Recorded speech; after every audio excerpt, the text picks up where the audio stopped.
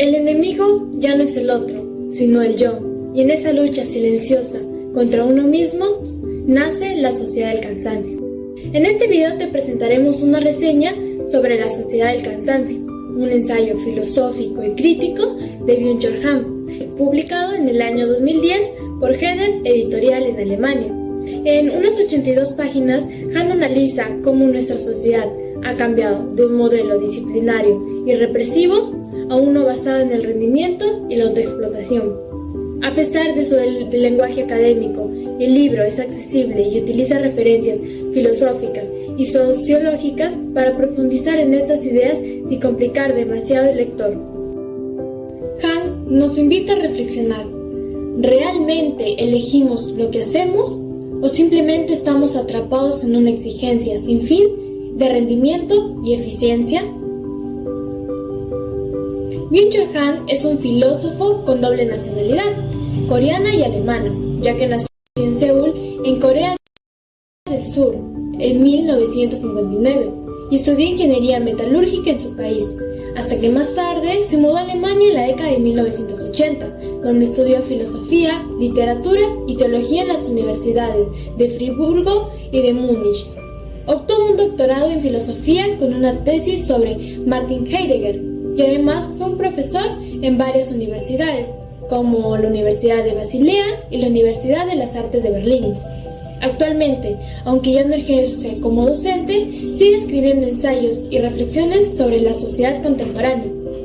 En 2025 recibió el premio Princesa de Asturias de Comunicación y Humanidades, y entre sus obras se destacan La agonía de Eros, La sociedad de la transparencia, Psicopolítica o Infrocracia, y la estrella de esta reseña, La sociedad del cansancio. Esta obra es un ensayo filosófico contemporáneo que analiza críticamente las características de nuestra sociedad actual, que podemos atribuir su obra como parte de la corriente de la filosofía contemporánea crítica como influencia postmoderna, porque retoma las ideas de otros filósofos como Michel Foucault, quien hablaba del poder y del control en la sociedad, pero Han la transporta hacia nuestra sociedad, donde ya no necesitamos de alguien que nos controle, sino que nosotros, los que nos controlamos y explotamos, ideas que profundiza en su obra y de las que hablaremos más adelante. Ahora bien, la sociedad del cansancio se desarrolla en el contexto de una sociedad occidental contemporánea, caracterizada por una cultura del rendimiento y excesiva positividad. En su obra, Han utiliza un lenguaje reflexivo y conceptual, pero sin complicarse en tecnicismos innecesarios. Además, su estilo es en ocasiones metafórico y poético, resultando en algunas frases o ideas que invitan a reflexionarlas, pero manteniendo su enfoque crítico de escritura clara y concisa, con referencias a literarios y pensadores modernos para reforzar sus ideas. Para conocer esta obra, desarrollaremos cada capítulo, tomando en cuenta lo que nos pareció más relevante.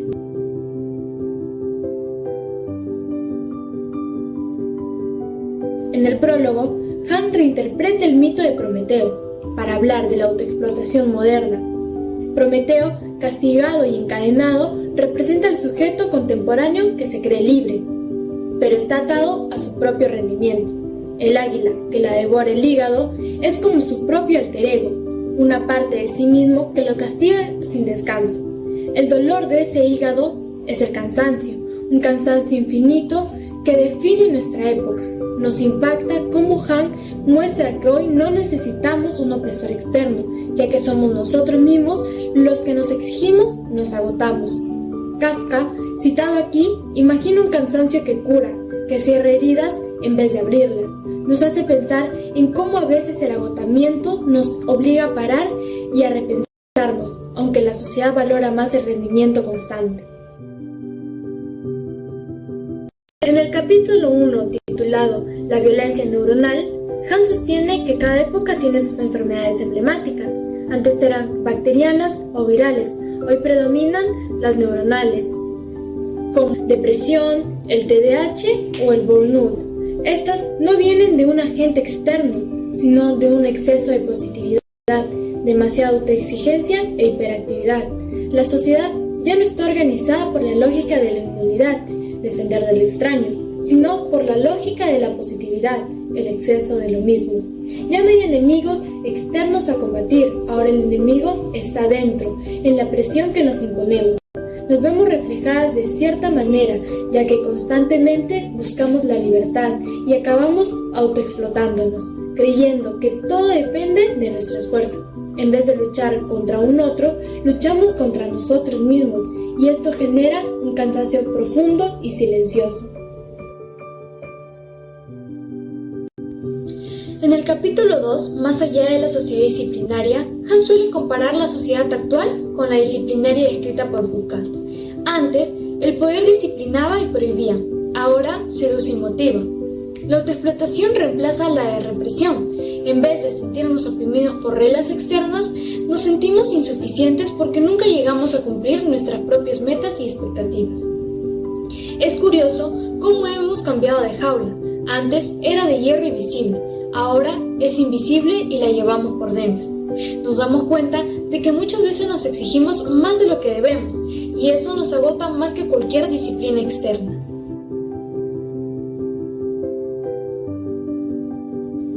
En el capítulo 3, titulado El aburrimiento profundo, Han explora el aburrimiento como un fenómeno esencialmente humano, pero que en la actualidad ha perdido su profundidad. Antes, el aburrimiento profundo era una especie de pausa existencial, un espacio fértil para la creatividad y la reflexión. Hoy, en cambio, vivimos en una sociedad hiperactiva, donde el aburrimiento se percibe como algo negativo que debe eliminarse a toda costa, de la cual nos sentimos identificadas, ya que muchas veces la sensación de no poder estar quieto ni un momento, nos damos cuenta que evitar el aburrimiento también perdemos la oportunidad de encontrarnos con nosotros mismos. Es paradójico que cuanto más huimos del aburrimiento, más vacío nos sentimos.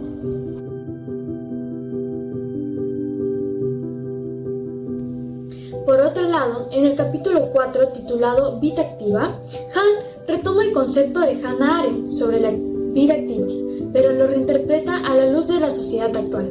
Mientras que antes la vida activa implicaba la acción política y participación en la vida común, hoy se ha convertido en pura actividad sin sentido, en hacer por hacer. El trabajo y la productividad han colonizado los aspectos de nuestra vida, incluso el ocio. Sentimos que muchas veces se puede caer en la trampa de confundir estar ocupado con ser útil o feliz, ya que cuanto más activos somos, menos sentido tiene lo que hacemos, porque hemos perdido el vínculo con lo colectivo y lo trascendente. En el capítulo 5, Pedagogía del mirar, donde Han defiende la importancia de aprender a mirar, a contemplar el mundo sin prisas ni objetivos inmediatos. La sociedad del cansancio nos empuja a la hiperactividad visual, donde todo es imagen, todo es consumo rápido, pero mirar de verdad es detenerse, es abrirse a la alteridad y dejarse afectar por lo que vemos. Cuenta de que en nuestro día a día rara vez miramos algo con atención y profundidad. Todo lo pasamos por encima, como si tuviéramos miedo de perder el tiempo. Sin embargo, Han propone que la contemplación es una forma de resistencia, una manera de recuperar la sensibilidad y la humanidad en medio del ruido. Por su lado, el capítulo 6, titulado El caso Vanderbilt, Han analiza la figura de Vanderbilt, el personaje de Melville que responde siempre prefería no hacerlo. Vanderbilt encarna la negatividad de radicar a participar en la lógica del rendimiento y la productividad. Su pasividad no es simple pereza, sino una forma de protesta silenciosa contra el sistema. Esto nos resulta fascinante, ya que al entender cómo Vanderbilt con su negativa pone en jaque a todo su entorno. En la sociedad actual, donde todo es hacer, producir y rendir, la pasividad de Vanderbilt es revolucionaria. Nos preguntamos si a veces no deberíamos aprender a decir no y reivindicar el derecho a no hacer nada. Por último, el capítulo 7, titulado La sociedad del cansancio, Han sintetiza su diagnóstico. Vivimos en una sociedad que ha sustituido la negatividad, con límites, prohibiciones y enemigos, por la positividad. Exceso de posibilidades, autoexigencia e hiperactividad. Esto nos lleva a un cansancio crónico, a una fatiga existencial que no se cura con descanso físico. El sujeto contemporáneo es víctima y verdugo de sí mismo, donde se explota, se exige y se agota. Vemos en nuestro entorno y en nosotros mismos esa presión constante por ser más, por no parar nunca. Han señala cómo ya no luchamos contra un otro, sino que se produce una pérdida de esa otredad. Ya no hay un enemigo externo ante el cual defendernos, como en la lógica de la inmunología. En cambio, la lucha ocurre dentro de nosotros mismos.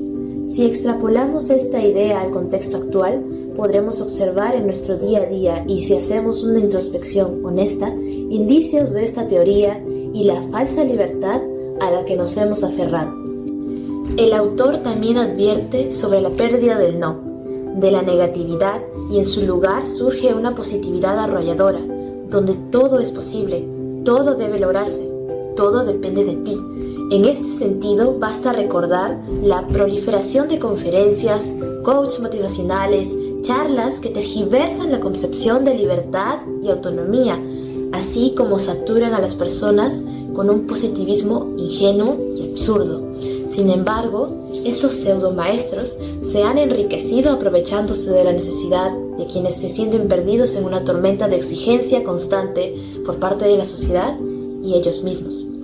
A tal grado ha llegado esta perversión que incluso las universidades y la educación se han sistematizado en favor de esta corriente, donde el estudiante ya no se forma para comprender o crecer como persona, sino que realizan y se convierten a ellos mismos en un producto más para la sociedad del rendimiento, en la que quien no produce, fracasa. Esta presión es visible en los jóvenes, en los asalariados, en las mujeres, en los estudiantes que se comparan unos con otros y que admiran a los que parecen más exitosos y se dedican a crear estrategias sobre cómo ser más productivos y sintiéndose culpables cuando no alcanzan sus propias expectativas. Bajo esta lógica, el fracaso ya no tiene espacio, es invisibilizado, silenciado, vergonzoso. Así también podemos mirar desde otra perspectiva a aquellos que son llamados fracasados o deprimidos, quienes son de hecho el síntoma tangible de una verdad más profunda. Algo en esta sociedad no está funcionando. Si vivimos en una era de modernización, conectividad y avances científicos, ¿por qué cada vez más personas caen en el agotamiento, el vacío o el sufrimiento emocional? Han nos dice que la depresión no es sino el resultado de una sociedad que ya no permite el descanso, la pausa o la vulnerabilidad, donde todos los discursos actuales parecen enfocarse en cumplir el deseo alineado con las exigencias de la sociedad de la excesiva positividad. Es por ello que hemos llegado a la conclusión de que la obra de Byung-Chul Han nos presenta una sociedad postmoderna que ha interiorizado la presión del rendimiento y la autoexplotación, disfrazándolas de autonomía y libertad.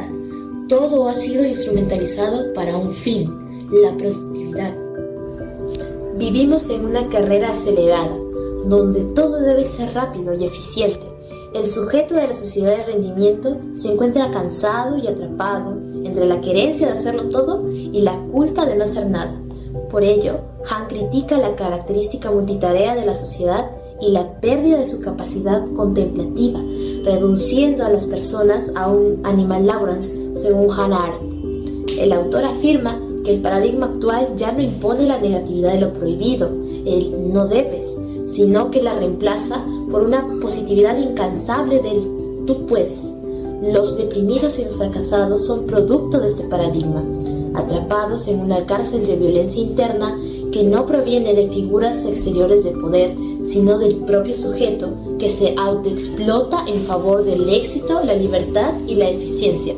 La sociedad del cansancio es una obra que nos ayuda a comprender el sufrimiento silencioso de nuestra época, esa verdad latente que necesitaba ser nombrada, definida y reconocida como un agente importante que afecta la vida de quienes nos rodean y probablemente la nuestra también. A partir de la obra de Han, no solo encontramos una crítica dura, sino una sutil esperanza, visibilizando a los que están cansados de sí mismos, atravesados por la cuestión constante del ¿por qué yo no puedo? A quienes ya no pueden sostener el ideal del sujeto productivo, permitiéndoles comprender que su agotamiento no es una falla individual, sino un síntoma de una estructura enferma de positividad. Así también nos invita a recuperar la pausa, el silencio y la contemplación perdida, a resistirnos al mandato de una eficacia sin descanso. La obra de Byung-Chul Han nos llama a reevaluar la forma en que vivimos, trabajamos y nos relacionamos con nosotros mismos y con el mundo. Nos recuerda que el agotamiento no es simplemente una consecuencia individual, sino un síntoma colectivo de un modelo que ha llevado la productividad hasta el extremo. Volver a valorar el descanso, el aburrimiento creativo y la lentitud como formas de resistencia es quizá alguna de las enseñanzas más valiosas de esta obra.